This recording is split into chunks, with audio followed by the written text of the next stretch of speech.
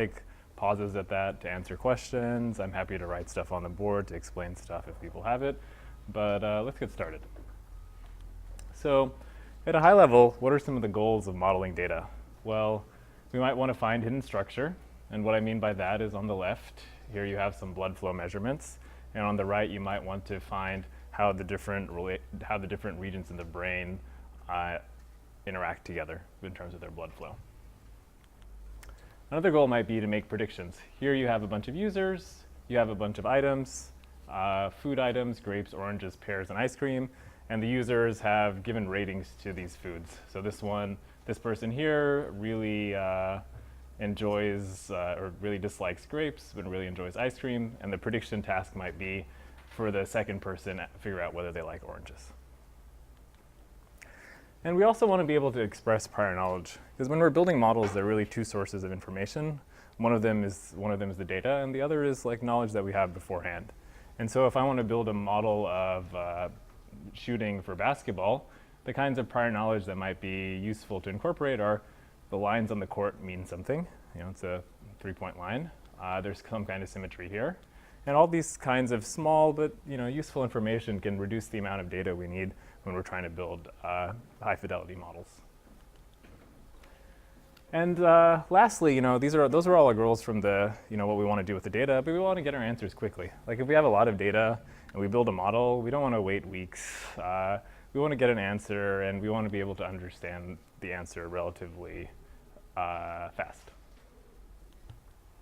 One way to reach these goals is with a probabilistic generative model. We've heard about this quite a bit, actually, in various forms, but heavily related to Gaussian processes. But in a general way that they're just driven by disciplinary knowledges and the question that you are trying to ask about the data. So a kind of disciplinary knowledge is when I'm building a model for shooting, like basketball shooting, then the 3-point line means something. Kinds of questions you might be interested in are like finding that connectivity in neuroscience from the brains, or identifying a patient's state and health. And the way these are built is they're built from reusable blocks. So we have like simple distributions. We compose them to get more complicated things. And a lot of the focus is on discovering this structure in unstructured data. But we can do a lot of things. I think what's magical about these probabilistic generative models is that they give a consistent story for finding this hidden structure, making predictions when you have some noise or missing data, or even just sample generation. And up here, these are pictures from Minecraft. I used to have Lego pictures up here, but my nephew once saw this and was like, we don't do Legos anymore. So at a high level, what this picture really is that there's some knowledge. Knowledge is like, where am I getting my data? What am I building my model with? I use that to construct my model. The data actually comes in. I fit the model. It's just some procedure which I'm not describing. And from that, I should be able to find this hidden structure, like these networks, and then make predictions, figure out if this user likes ice cream or not. So the formal definition of a probabilistic generative model is just these 3 lines. We have data, x. We have hidden structure, latent variables, things we don't observe, z. And we have a model. A model is a joint distribution over the data and those latent variables. Generally decomposes into a prior. So what's our prior belief on this state? And a likelihood, which says, given this hidden state, how likely is what I observed? And the main computational problem in working with these things, working with probabilistic generative models, is to compute the distribution of the hidden structure, which is the posterior. So computing the posterior distribution is hard, just in a lot of ways. So the posterior distribution in terms of the model quantities that we have is just this ratio. And the challenge lies in computing the normalization, so the probability of the data. And why it's hard is that this is an integral or a sum. It's high dimensional, and doing high dimensional integrals or sum just take a long time. And so we need approximate methods to do them.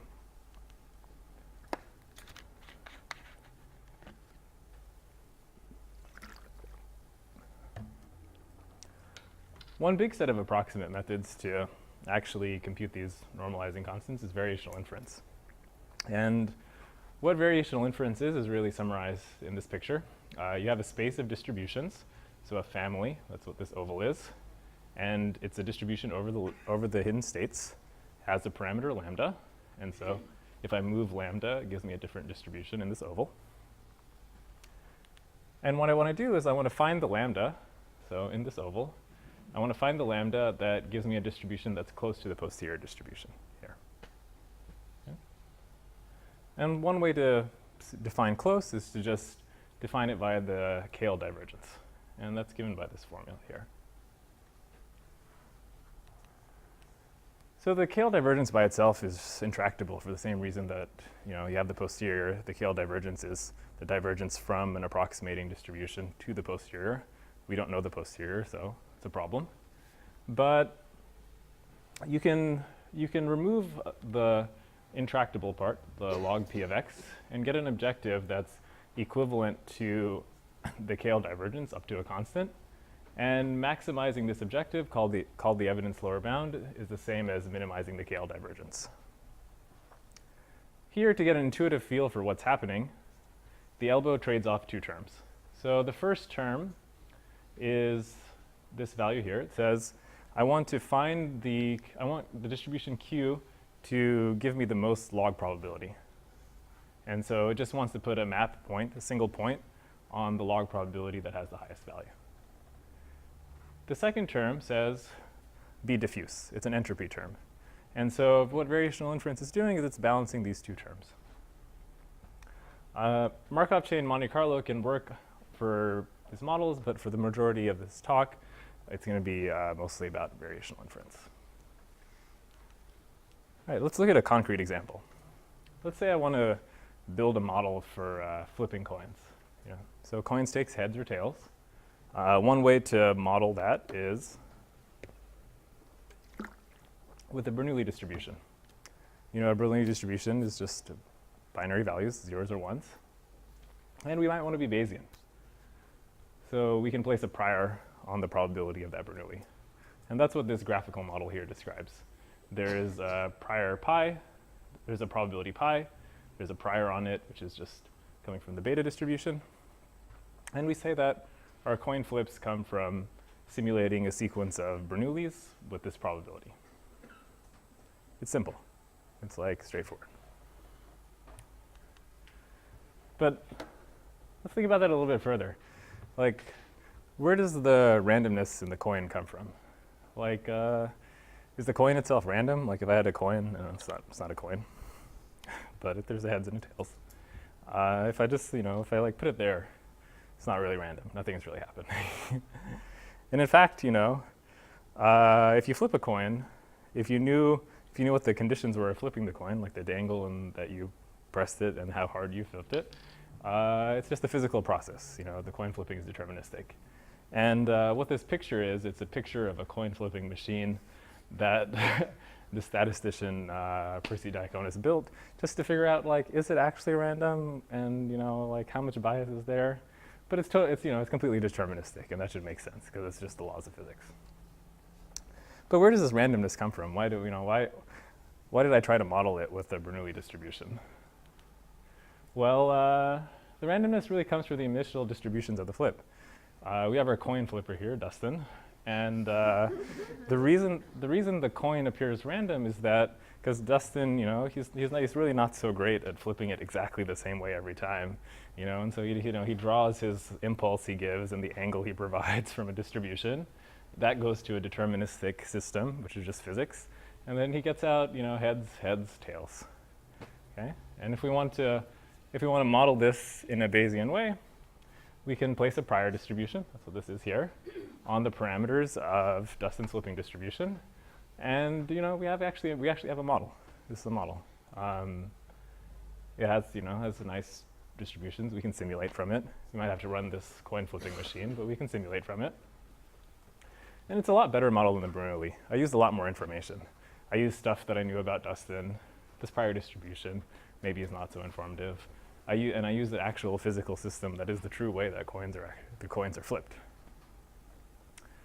This kind of model is different than what I described before. It's hard to get a likelihood. It's hard to say, given the hidden states, and some coin flips, what's the probability of that? You know, that's something that we don't have access to so easily because, you know, it's somehow hidden in what this physical mechanism does. And those kinds of models are implicit. But before we get into formally defining what an implicit model is, let's dig into some of the assumptions that we made. So the real assumption that we made is that we have a model, and this model is giving us scores for different configurations of hidden states and data. What about generating from the model? I called these generative probabilistic models, but I didn't really enforce that. Like, generating from this can actually be hard, because if I have just an arbitrary distribution and I can write down the density, sampling from it might not be easy. But what we can do is we can find hidden structure. Like variational inference we saw a couple slides before lets us compute posterior distributions only if we know this quantity. And we can make predictions with some slightly added assumptions that, you know, at least the likelihood can be sampled.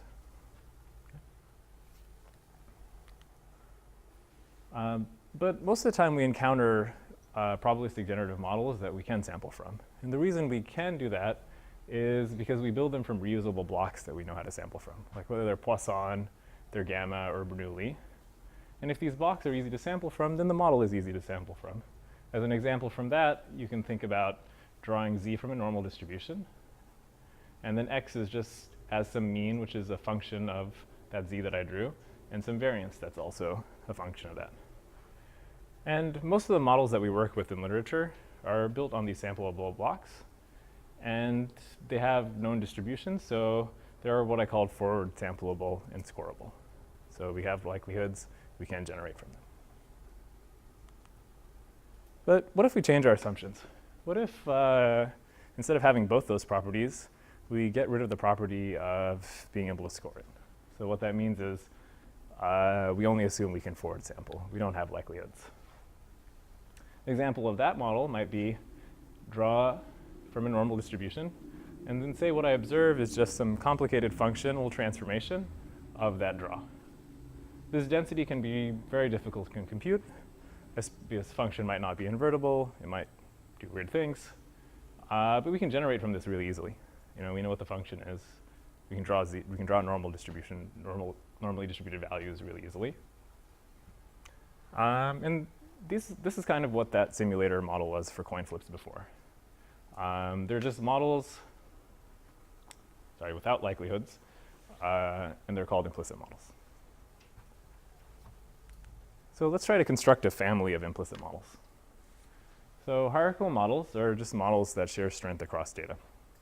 This is the general graphical model for a hierarchical model. There's some parameters beta that are shared across the n data points. For each data point, there's a latent variable that's associated with it, Zn. And then there's an observation that's drawn conditionally on the shared parameters and that latent variable. So there are lots of examples of models in this class, like multi-level regression, topic models, factor analysis, and Bayesian nonparametrics. And traditional hierarchical models are built from these tractable densities, so I can compose them, and they can be forward sampled as well, so they have likelihoods. But what if I want to make an implicit version of this model? The way to do that would be to first, have my parameters still. Also, I'll keep my latent variables. But instead of generating the observation from a known distribution, instead I'll say that it's just a function of the two conditioning arguments and a noise term, which will be denoted by triangles.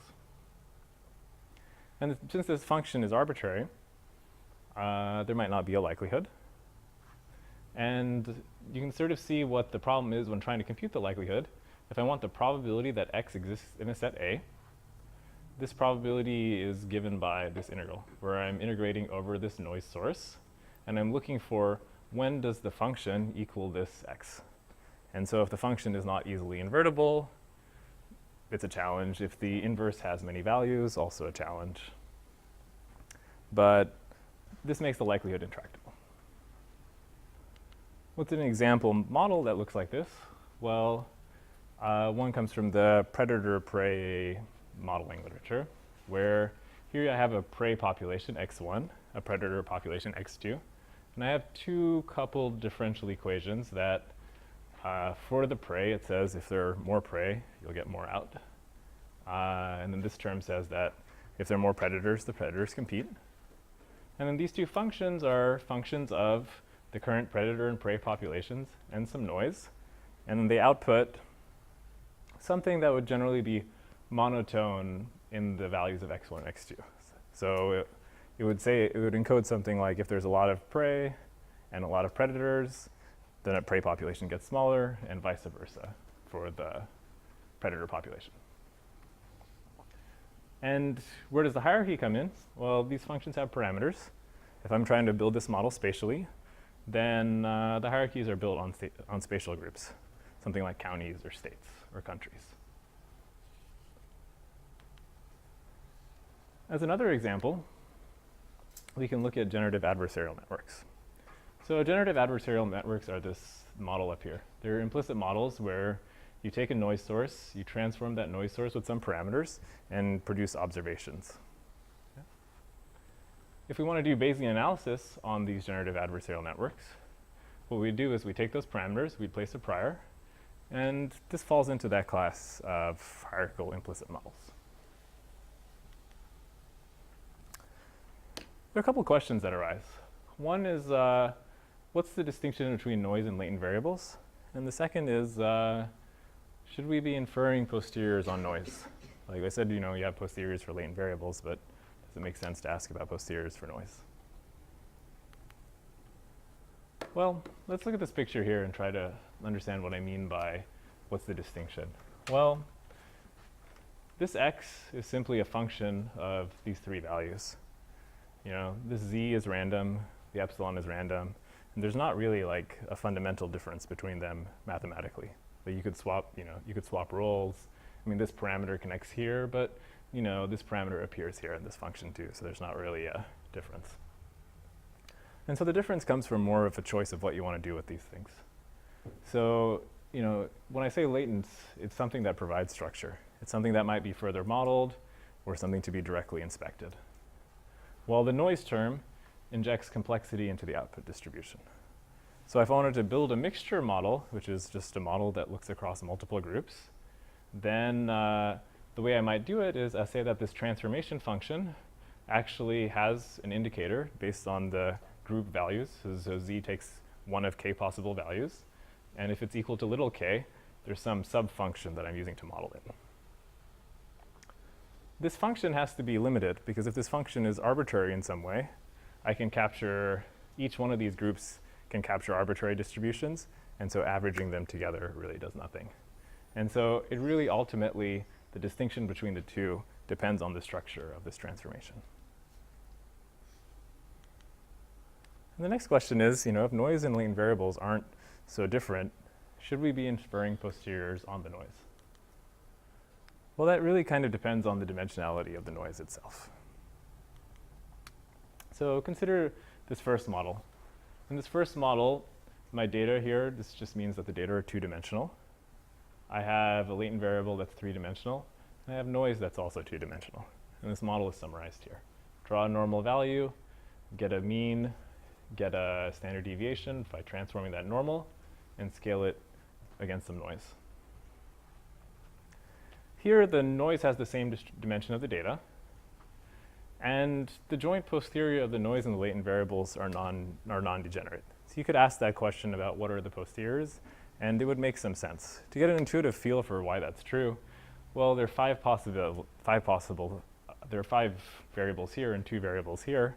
So if I try to ask what five variables produce these two variables, there are going to be a lot of possibilities. And so there's a distribution over those possibilities.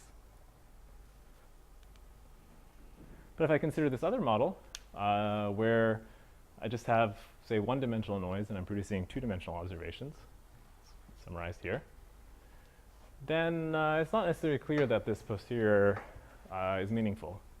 So if this is going to be a good model, so a model that maps diversely, then this function will be injective. It means that it will map one value to one value. And here, the posterior is not an actual distribution itself. you actually just need to invert this function, and you can do that via optimization. So in this case, it's not, like if you want to do posterior inference, it's not necessarily clear that you're going to actually compute a distribution. So how do we do computation in these models? Well, what we're after is, we want to be able to compute the distribution of the latent variables given the data. And in the classical setup, the hard part was that you can't compute P of x. Here, the challenge is a little bit even further because I can't compute the top also. The likelihood is intractable. So how do we get around this? Well, we have some desiderata first before we want to design an inference method. We like our inference method to be scalable. And what I mean by that is if I have a lot of observations, I would like to be able to subsample those observations in a way that I can get something that's equivalent in expectation, and I can use stochastic optimization to work with those things. And the other requirement is, if my model is implicit, my posterior distribution, so for the distribution of z given my observations in beta, could be very complicated. And I'd like that to be accurate if possible. And so I'm going to say that I would like to be able to work with implicit variational approximations, so those that I can only sample from. Yeah. And so our objective for variational inference is just log p minus log q, and the expected value with respect to the variational approximation. And we can choose the variational approximation to factorize in the same way as the posterior. So this is not like, it's not like the mean field where you're breaking dependencies. This is actually the factorization of the posterior. So given beta, each of the local distributions are independent. And I can substitute this approximation back into my, back into the elbow, and I get this following expression. The important thing to note is that this expression has a sum over data. So it satisfies that first desiderata. Like if I wanted a very scalable implementation and I was using stochastic optimization, I could subsample a few of these terms from the sum and rescale it so it has the same expectation. And we're still not done yet, though. That's the first part. First, we have that the log probability of x and z is intractable, and this posterior is also intractable, and that was by construction. And so we can't just optimize this function. One way to get around that is to use something called ratio estimation. So to put this in a form that we actually have ratios of distributions over the same set, we're just going to subtract a distribution that doesn't depend on the latent variables, so it's constant, but as a function of the data. And if we put this term with this term, we get that it's a joint distribution over x and z. And then so we have a ratio of two distributions over the same space. And what's the intuition? So like how will we estimate this quantity?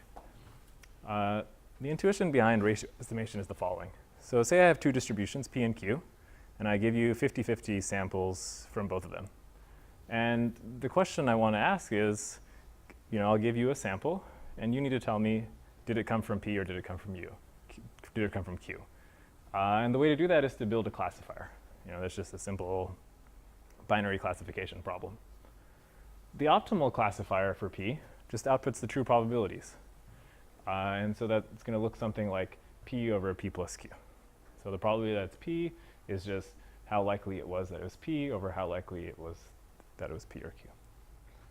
And if we modeled this with the logistic function of R, so with logistic regression, we get the following. So R is equal to the sigmoid inverse of the true probabilities, because if the classifier is optimal, it will output the true probabilities. And substituting that formula back in, we just get log p minus log q. And so if we can build a good classifier for p versus q, then you can construct estimates of the ratios of their log densities. Or sorry, the log of the ratio of their densities. And that works just in the following way. So putting this back in, we have our two distributions, P and Q. You set up an objective that looks like the logistic regression objective. So this is, or the negative of it. So this is just the positive class, samples from P, the negative class, samples from Q. Then by the previous page, we have that the optimal value, if we could build the perfect classifier, is just log P minus log Q. And this happens to be exactly what we need. And this gives us a tractable elbow, like something we can work with. Like we can build it, we can sample to build a classifier. We assume our priors are tractable. And we can compute stochastic gradients for the variational parameters using something called the score function gradient or reparameterization gradients. I'm happy to talk about in questions. And we can use stochastic optimization to optimize this. And that algorithm is summarized here. You have a model, you have your approximation, you have a way to construct your ratio estimate, it's a classifier. You initialize their parameters randomly, and then while you're not converged, you compute unbiased gradients of the ratio estimate, the variational parameters for the global latent variables, the variational parameters for each of the local ones, the z's, and then you just follow those gradients.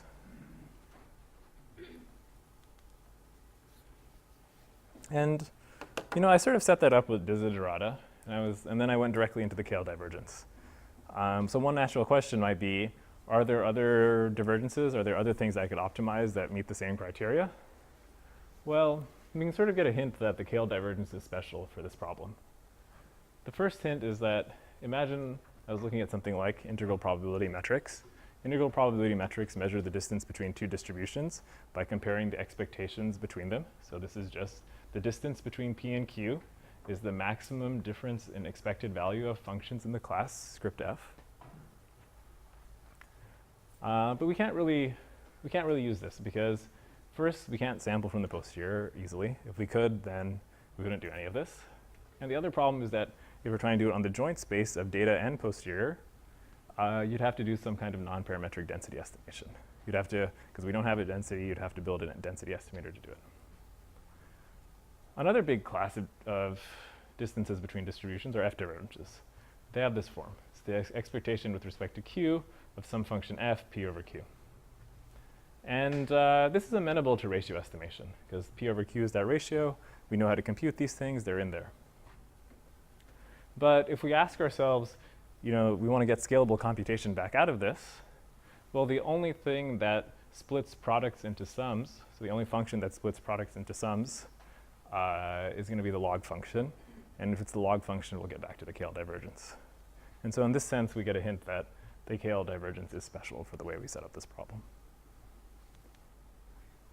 We're going to look at a concrete example of these things now. So we'll build a Bayesian GAN for regression. And the way that works is that we observe label covariate pairs. Y is some label. In this case, they'll be discrete. X will be some features about them. And we'll build a model, which is sample some noise, and then output the label as a function of the covariate, that noise, and then some parameters. And we place a standard normal prior on those parameters. How well does this do?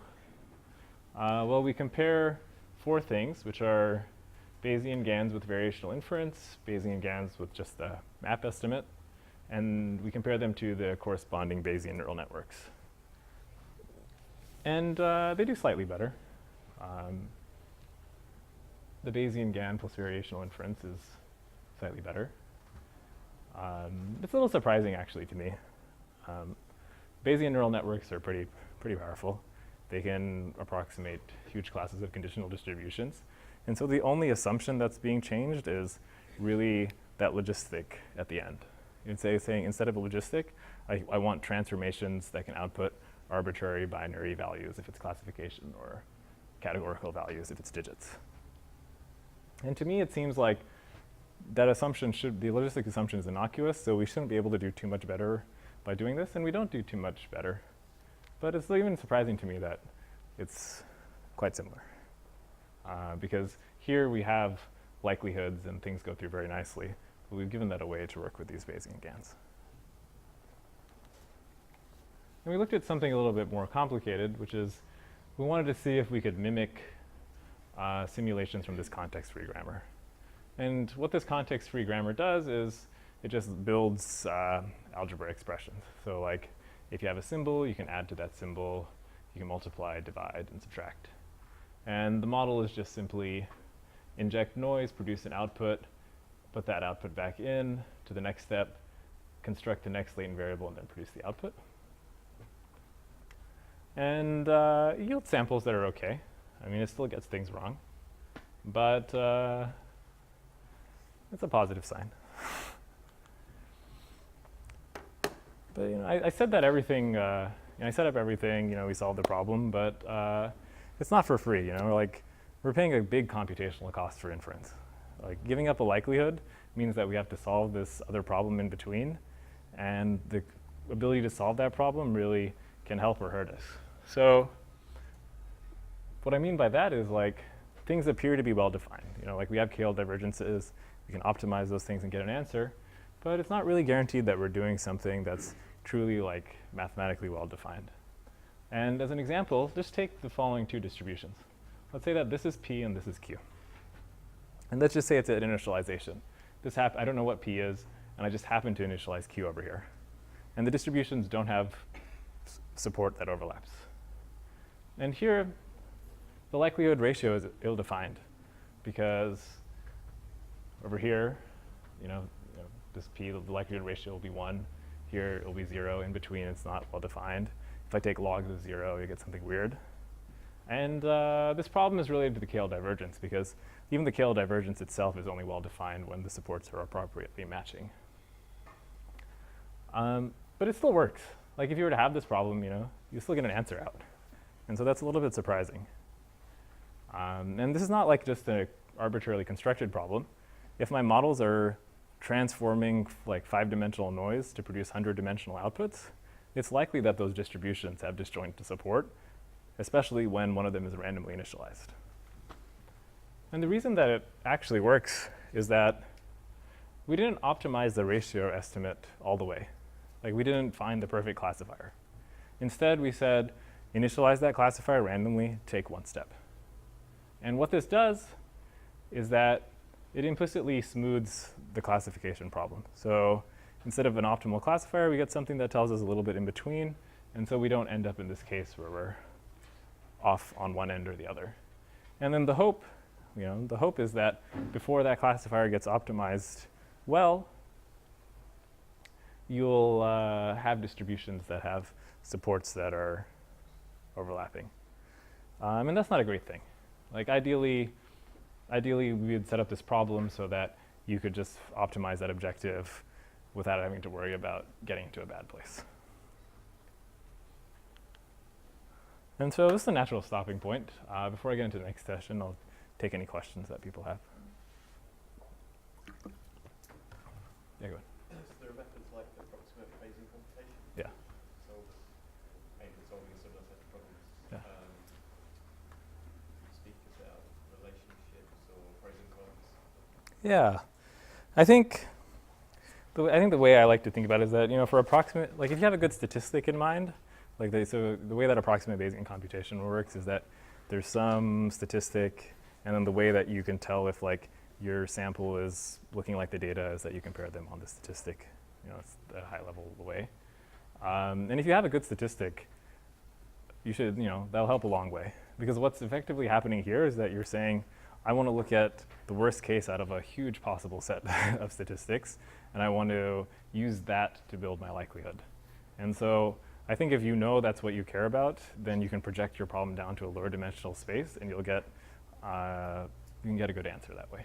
But if you just actually care about the full posterior and don't have a good idea about which parts of your data you care about, like for this Bayesian GAN, I'm not sure what you'd do with just the binary values, then I think you would go this way.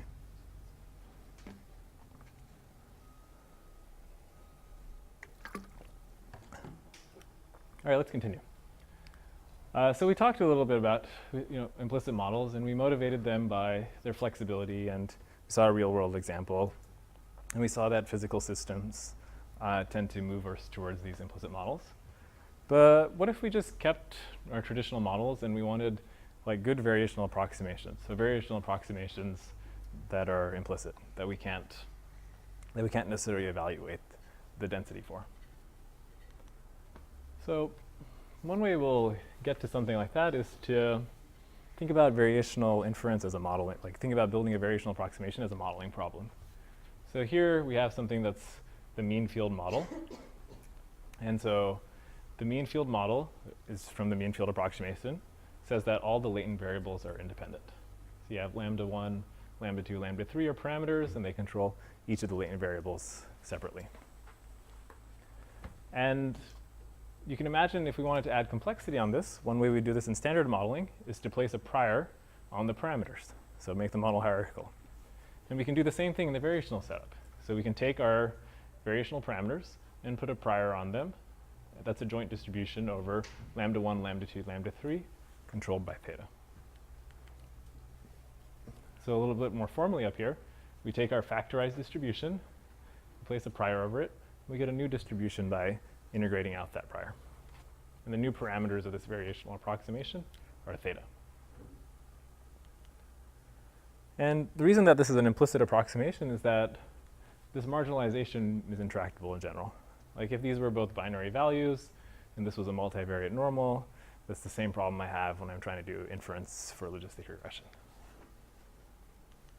As an example of why we might want to do this, or an example of what this looks like, imagine that I have a factorized gamma distribution as my posterior approximation, and I'll place a multivariate normal prior over it. So the multivariate normal prior, this one is negatively correlated. It looks this way. And what that does on the marginal space for the gamma distributions is that it creates these two negatively correlated values, which is something that you just couldn't achieve with the mean field approximation without that term there. As an example of what kinds of priors we can place, well, we can place a multivariate normal prior. We can place a mixture model as a prior. And we can even use these things called normalizing flows, which are complicated transformations of a noise source to get a density that's a function of a sequence of simpler functions. The number of free moments, so the flexibility of the distribution, is related to the number of parameters in the hyperprior. So if I introduce a lot more parameters than were in lambda into theta, then the distribution is more complex, or can be more complex, than if it was just on lambda. How do we find a good one? Well, I said the density is intractable, and so we can't just do variational inference the way I set up at the beginning. The way we can do it is by expanding the model, and then doing... So yeah, sorry, if you do have more variational parameters than you do, say, data points, is that necessarily a bad thing? But I've been led to believe as long as you increase the elbow, then you're going to get a better approximation to the likelihood. So No, it's not a bad thing at all. Okay. I'm saying that the family of distributions increases as a function of the number of parameters you have. so it might improve, say, discoverability of like a good distribution within that family of distributions you've got. Sure, yeah. And so the way you find a good hierarchical variational model is to expand the family and do variational inference. Expand the model and do variational inference. The way we do that is you have your model here, which is a latent variable z, produces data x, and we add the variational parameters to the model by conditioning on z and x. So it's r of lambda given z and x. And we do variational inference on this joint space, which is what I've written down here. It's just log p, which now includes this r term, minus log q, which is the approximation on the joint space. And we paid a cost. This is a looser bound on the log probability than the marginal one. And instead of minimizing the KL divergence, now you're minimizing an upper bound on the KL divergence. But this is kind of like a bias variance. Well, we're adding in slack to this bound to be able to get more accuracy in terms of the families of distributions we can optimize over. How we do this, and this is related to the score function gradients and reparameterization gradients before, is that we use Monte Carlo estimates of the gradient. So the gradient of the elbow can be written as an expectation with respect to the variational approximation of this thing called the score function times log p minus log q. And this is a powerful thing because this lets us generate gradients that are noisy but unbiased, by doing computing Monte Carlo estimates of this quantity. For the mean field, the gradient simplifies quite a bit in that you have the gradient with respect to the mean field parameter. This is just an expectation with respect to its Markov blanket of the score function of the factor times the log probability for the terms that contain this variable, that contain zi, minus log q of zi. And this actually improves quite a bit over just the straightforward estimator, because variance can be a problem when trying to solve these problems with stochastic optimization. Next, we'll assume something called reparameterization for lambda. What reparameterization means is that if we're trying to draw a distribution lambda, if we're trying to draw lambda from some distribution, it can be written as a deterministic function of parameter-free noise and its parameters. So lambda is equal to a function, which I denote as lambda, of some noise and some parameters. And this lets us complete the gradient. So the gradient of the hierarchical variational model is just the chain rule terms times the mean field gradient, plus a term comparing R and Q, and a score function term times R. As I said earlier, these score function terms can have a lot of variance associated with them, and that variance sort of scales with how many independent terms appear in this object. And so this looks okay, it's the mean field. This looks okay, just gradients. But this one is a little bit more iffy because all the variables z appear here. But fortunately, we can choose R. And if we choose R to factorize in z, we maintain computational efficiency. And that's not even necessarily a terrible assumption, because if you actually write down what the optimal R is, you'll see that the terms in z factorize because it's the posterior distribution in Q. So Q of lambda given z will give you the optimal R. As an example, we plotted a posterior distribution here. It's over a discrete space. So it actually goes to infinity in both directions. We're just plotting 0 through 20. And we tried to approximate this distribution with mean field Poisson. What we find is that we get this middle term here, but we lose all the interesting structure on the outside. By placing a prior on this mean field approximation and doing a hierarchical variational model, we're able to find some of that structure, but in generally it's a little bit more blurry than the original distribution. And we use this approach to fit a multi-layer exponential family model. At a high level, to understand what's happening in these models is that you have a sequence of distributions to describe observations. The sequence of distributions are exponential families that condition on the previous layer. The distribution is an exponential family whose parameter is just the product of the previous layer and some weights. Okay. And we look at two different kinds of deep exponential families, one with Poisson latent layers.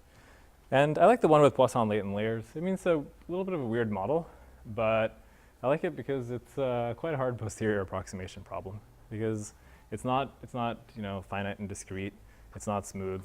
It's just a countable space. And it really exhibits the advantage of trying to build better posterior approximations.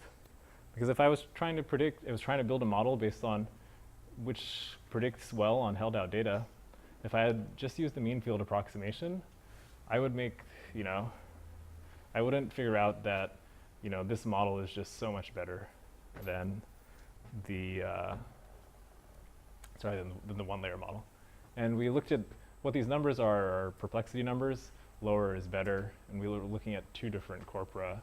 One is the New York Times, the other is Science. And this is just a 1-layer, a 2-layer, and a 3-layer model. But, this is about Gaussian processes. And so here's my slides about Gaussian processes. We can build variational models from Gaussian processes. And so we saw earlier that, computation is a challenge for Gaussian processes, but maybe Gaussian processes can help us with computation. And the way this model works is that you have some noise source. And for each dimension, you have a function, which is a Gaussian process. This Gaussian process has some fake data associated with it, which are the variational parameters, along with some kernel hyperparameters. And the way that you draw your latent variables with this model is you transform this noise source according to the Gaussian process. So you actually simulate from the Gaussian process fi of xc. And you use that as a parameter for the latent variable that you draw at the end.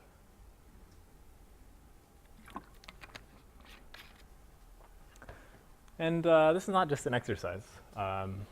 It helps quite a bit. Like, the key takeaway is that these are just different model groups. And for each fixed model, adding the Gaussian process and as a hierarchical variational model to do inference helps. So, you know, one-layer model, a two-layer model, and something that is a recurrent model. All right, so we're at another natural stopping point. I'll take questions again. Yeah, sure. So it's great to have rich variational approximations to posterior. So, have you compared to normalizing flows? I mean, that's an obvious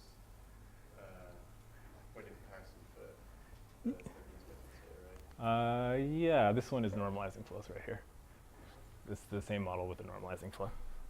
And for the early, not for the earlier stuff. So The earlier stuff is discrete, but it uses normalizing flows as the base. prior, and then that expands what normalizing flows can do to discrete variables. And then the second question I have about building the Gaussian process model, Yeah. which is, can you show the Sure. graphical model for it? Yeah. So what you've done, if I understand it, the F is a draw from a Gaussian process. Yes. And another choice would be to just use the mean function of a Gaussian process to make that a fixed functional form and not have randomness in the function. Mm-hmm. Do you really need the randomness in the function here? Or would it like a fixed, but flexible function like a mean function be perfectly acceptable? It's a trade-off. I mean, so the randomness lets us trade the Jacobian computation you'd need for that mean function to compute the density to do building this hierarchical entropy approximation. And so what we get by doing this is we don't actually have to worry about the invertibility. We don't have to worry about densities of the transformations of the mean function. Yeah. So you mean if there was a mean function it was not monotonic, then you would have an awkward Jacobian and you could split it to bits? Sure. I see. Yeah. I see. Yeah, exactly. Anything else? Yeah, please. I want to ask a question about the computational efficiency of HBM versus mean field. So, Yeah. which one converges quicker? So yeah, that's a great. So in fewer iterations, the hierarchical variational models converge. I mean, in terms of time, it looks very similar because there's more simulation that needs to be done and there's more gradients that need to be computed. There are just more parameters. But in terms of iterations, the hierarchical variational model converges faster. And to get an intuition of why that's the case is that when I'm drawing mean field samples, I could end up drawing a pair that just has really low likelihood because they're not connected in any way. But by simulating them together, I'm actually simulating values that jointly make sense, and the log probabilities are evaluated jointly.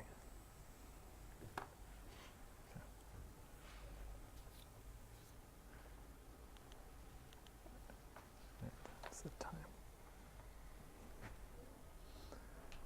All right, I have 7 minutes. We might not make it through this last part. So we built some new variational models. And hierarchical variational models are really akin to traditional modeling. It's like I build a more complicated density by composing known densities that I know already.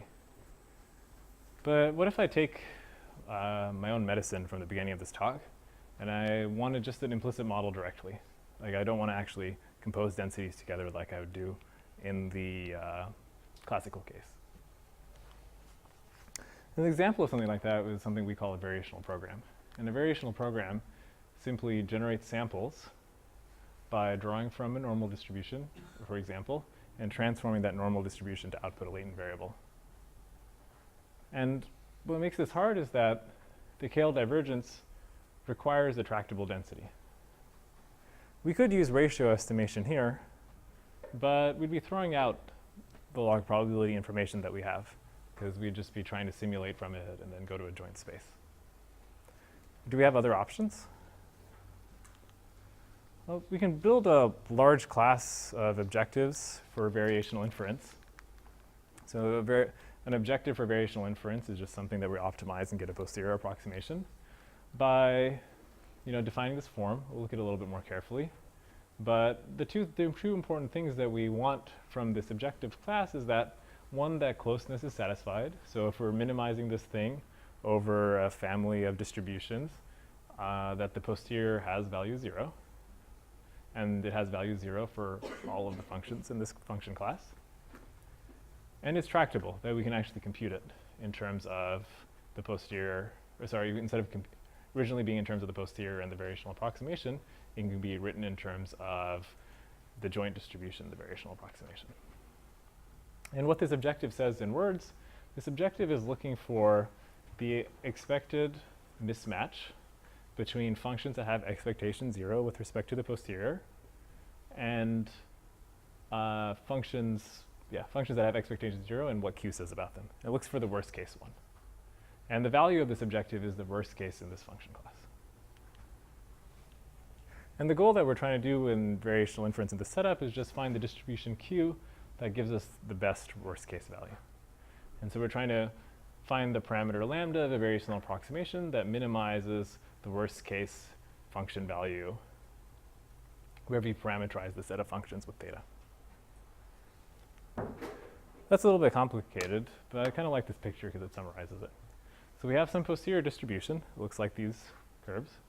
We have some points, and those represent simulations from a Q. Like Q might not have a tractable density, but we can simulate from it. What the operator variational objective does is it says, give me a function class f, give me something about p, give me the samples from Q, and possibly information about Q. I'll tell you what the worst case function expected value is. Measure a distance to 0 for that worst case expected function, and that gives me a distance between distributions. And the only place where the density Q appears is here. So if we can construct operators without Q in them, then we can try to work with variational programs. And it's possible to construct these operators. Just because I'm a little bit short on time, the way that you can construct one of these things is with Stein's method. So Stein's method is just a way to construct expectation 0 functions with respect to a normalized distribution. And if you wanted to show that this has expectation 0 with respect to the posterior, you do integration by parts. And we can construct an objective out of it that says, sample from Q, tell me what that worst case expectation is. And if it's small, it means that I've done a good job of approximating the posterior. And Q doesn't appear anywhere except for the sampling. So that's the only requirement I've imposed on the variational approximation. There are analogs for discrete variables. I'm happy to talk about those later. And just what I mentioned. We can get variational programs out of this. Looking at experiments, if we wanted to just, the posterior we're after is just this 2-hump thing. We could try to, fit it with a single normal. It would look something like this. But instead, we could use a variational program that has like this conditional if statement on it. So depending on the value of one draw of a normal distribution, you use one function for the positive half of the interval and another function for the negative half. And you can actually get a relatively good approximation.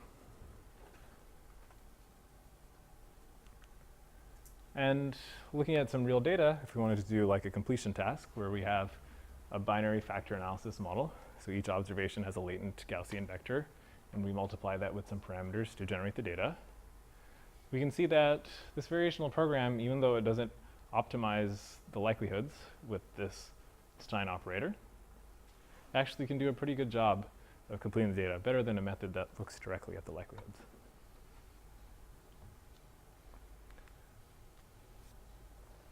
And the summary of this talk was really that implicit models are really quite flexible. But they're not they don't come for free. Like in the first part, you have this ratio estimation problem. In the second part, I had to come up with a different entropy estimator. In the third part, I introduced this weird class of functions, and it's actually quite difficult to optimize over those two things jointly. But it might be worthwhile. especially if your model is, like if I really was going to build that coin flip model, then I should pay this cost and do it, because I don't have the likelihoods that are there. And there are other examples, like if I was building like a cardiac simulator, for example. And we also see that different assumptions on models and inference lead to a different set of possible algorithms. What I mean by that is if both of the model and the approximation are implicit, then we were sort of only in the land of KL divergences. But as soon as I said I could keep the model but choose an implicit approximation, then I could play around with this different class of objectives, these like Stein-type objectives. And the last takeaway message is that improving posterior approximations help, but also improving model accuracy helps. Thanks.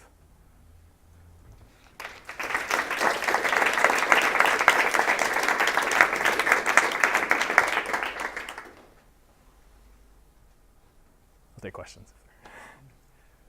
Yeah, go ahead.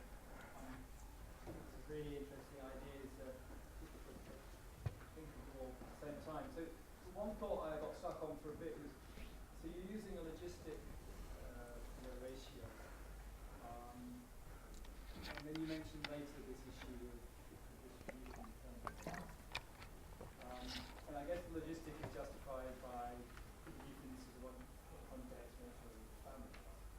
Can you go for sort of a heavier tail as conditional density function? So I was thinking like the arctan, the CDF of the Cauchy, Yeah. because that would sort of get away from those numerical issues where you're going to head out into the yeah. So you could certainly, like, there are these things called proper scoring rules, which, so like if you had a classifier and you ask if you were to find the optimal solution to this classifier without, say, restricting it to be linear or something, do you get the true probabilities out? You can use any of those and have valid ratio estimates. Things that are heavier tail can help you smooth the problem, but I think you have to hit it from the modeling perspective. Because as long as the distributions are non-overlapping, then if you do optimize it, like if I was like the best optimizer and I could optimize the logistic regression or even something heavier tailed in one step, I would run into this problem because the optimal solution is ill-defined itself. Meaning that if I looked at P over P plus Q, it's going to be 1 for some part and 0 for the other. And in between, because there's no overlap, I don't know what the answer is. Well, I guess, don't you get this effect that you should be moving away from those regions because when you're optimizing the elbow, you're trying to get away from them? You are, but it's like a race. You know. So I Yeah. guess what the thinking would be is Yeah. that, I mean, maybe you don't even use it, maybe you just use it at the beginning to help you when Yeah. you're in those. Yeah. I don't know. Yeah, I mean, you could slow you down. Like, you know, like you can imagine that if one thing gets too far ahead, like if the ratio estimate gets too far ahead of getting the distributions to match, then you run into trouble. And if you have something heavier tailed, it might slow you down in terms of getting to that bad point. And so the distribution could have caught up. But to me, like, I guess my fundamental issue is that if I define an objective that's like minimize something and maximize something else, or maximize, if I solve that internal maximization perfectly, I should be able to get a reasonable thing out. Like, Yeah, you should. yeah. But then I think one reason why a lot of these things work is just the heuristics of algorithmically yeah, fall into place. yeah. But those are kind of like modeling choices in a way.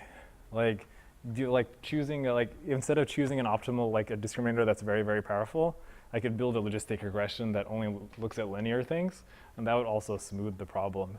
But somehow, things that are in the inferential and computational procedure are modeling choices, and I'd like to see them more explicitly in the model themselves. No, I agree with Yeah, that, but yeah. I think that, I would like the world to be like that, but I think unfortunately it isn't. The really successful things, there's a conflation of modeling and algorithmic choice, which is a little bit. Yeah, I mean, I don't disagree with that, but I still think there's a goal. Yeah, go ahead. So a question about just baselines in general. Yeah. Which, well, my group's equally guilty of this, but we often use mean field VI as baseline, and mean field VI is terrible. It often massively underestimates uncertainty, and you're doing hyperparameter optimization as well as an absolute, it leads to incredibly biased Mhm. the actual data would require to model it. So do you think, is mean field VI a straw man? I don't know, like, should we move to some other sort of comparison that's not a VI comparison or something to check out? Yeah, I mean, I think it depends on the choice. For the discrete models, I think VI on the mean field is not, it's pretty good still. Well, even with LDA, there's like overpruning, you have to be careful with. I mean, that's true, but it's not like, for these models that are differentiable, I think that we should move away for sure. But in the discrete case, there are things that you can do, but anything you can do is difficult. Like, in the LDA case, you might try to actually match the posterior factorization. In this case, we build a model on top of it. There's lifted things, but they're all, but I think that the fact that some of these differentiable things are relatively easy should tell us that our baseline should move away from just the mean field there.